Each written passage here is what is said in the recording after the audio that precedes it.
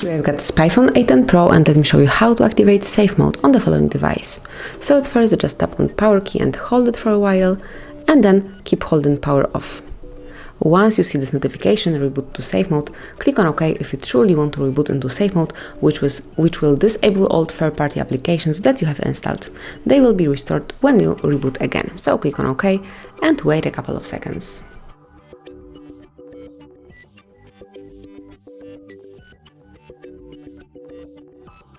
So now you are in safe mode, you can use your device with all third-party applications deactivated. So if you have any issues with your device, you can check if it's application to blame. And then if you would like to go back to the normal mode, simply tap on power key and select reboot. And wait another couple of seconds, just previously click on OK to confirm your decision.